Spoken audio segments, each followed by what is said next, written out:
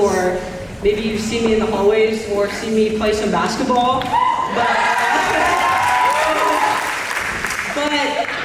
this Senegalese trip was something that really honestly changed my life. I think that's why I have come back every year since to speak about it, because it really had one of the biggest impacts in my life that I remain constant with to this day, and I think I'll carry with me for a long time to come. So I think this can be reduced to, or expanded on in two experiences. One of them is, I always wanted to keep playing basketball when we were in Senegal, so there was a hoop at the school, and we went out to play with all these kids, and I remember there was no girls playing at first, and I went up to them, I'm like, do you guys play basketball? Like, what's going on? You've never played? And they're like, well, girls don't play basketball. And I was like,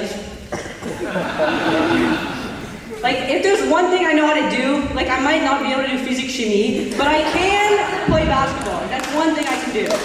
But, so I taught them a little bit, so like how to shoot with like some good form, decent form, and then we played a little bit. We got to play with the boys, and of course we beat the boys. I mean, like. And a lot of them told me after, they said that they were so inspired by this experience that they wanted to practice every day until some of them got to the WNBA. And I was like, ooh, yeah, that's a big jump from never being able to play professionally. But I was like, yeah, I'll see you guys there.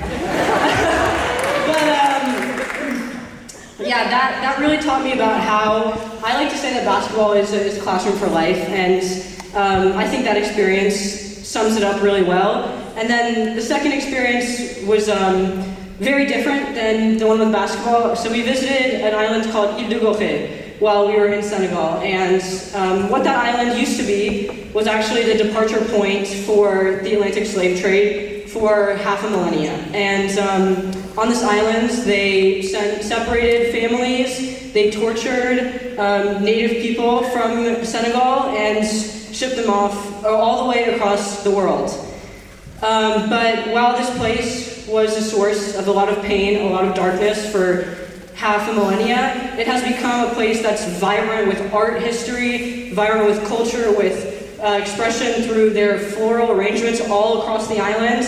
I even bought a painting that's made out of sand from all across Senegal, and it's of a mom and a daughter together, and I gave it to my mom as a Mother's Day gift, and she cried because she thought it was so beautiful. So I think that really just goes to show how big of a turn that this place has taken. And it's also, thankfully, home to the most prestigious school in all of West Africa for all girls, which is an amazing accomplishment, and I think should be celebrated very dearly. And so, yeah, I took those experiences and learned how you can turn something that maybe is not expected of you, or that was a source of a lot of pain, and turn that into something new. So what I did with that was, I don't know if many of you know this, but I have epilepsy. That's a condition where you have multiple seizures, so I was having up to 15 seizures per day, and I remember I was hopeless after I was diagnosed. I thought my life was over. I thought basketball was over, everything I cared about.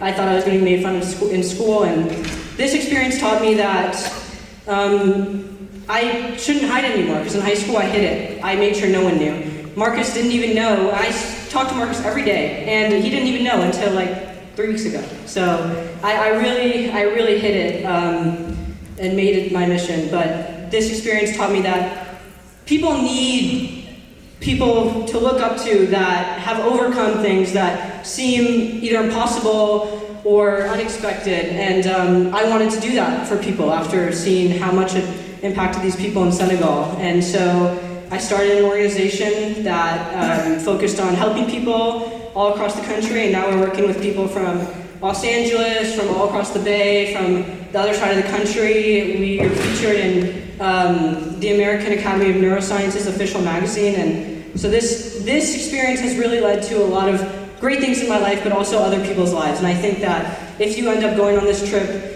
that can also happen to you, and it will happen to you, because the main thing I brought up from this trip was that the people in Senegal are just the most amazing people. They persevere, and they're the kindest people you'll ever meet. So I really urge all of you, if you have the chance, to go to Senegal on a global travel trip or by yourself.